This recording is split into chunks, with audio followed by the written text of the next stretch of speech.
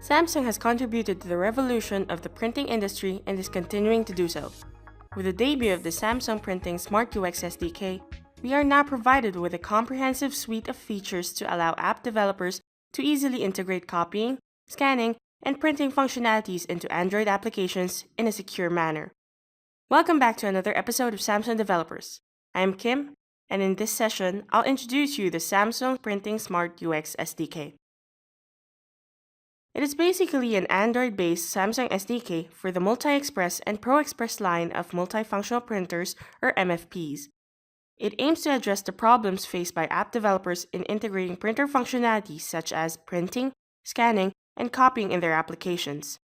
The Samsung Printing SmartUX SDK provides a great opportunity to build intelligent applications from the cloud, services, and solutions to the MFPs. The SmartUX application handles the data sent by the printer for consumption by outside services and solutions. At the same time, the application can fetch data from outside and let the API handle the printing options. The SDK provides the following features. Scanning. It allows scanning of a document with different options such as color mode, document type, and resolution. It also allows sending to different destinations such as My Devices or to an email.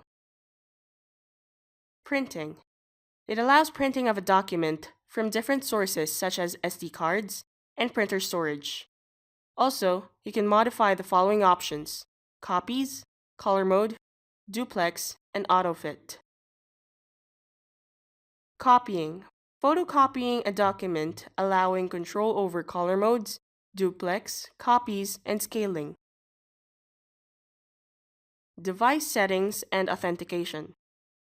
Allows the manipulation of device, application, configuration settings, and system properties. Job management.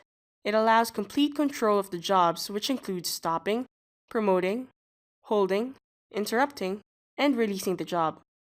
It also allows tracking the submitted jobs through statistics of documents, scanned, printed, and sent information. The Job Management API also allows management of paper jams and secures document scan blocking. We would now look at the underlying architecture of the Samsung Printing SmartUX SDK. In the current diagram, it shows that the MFP services communicates with Samsung MFP using web services. The MFP services bridges the connection of the application layer and the system, which contains the MFP main control block. The SmartUX Live Support is an add-on background application which also helps the interaction between applications and MFPs. Both of them uses web service, HTTP, for communication. To set up development environment, you would need the following tools and the necessary prerequisites.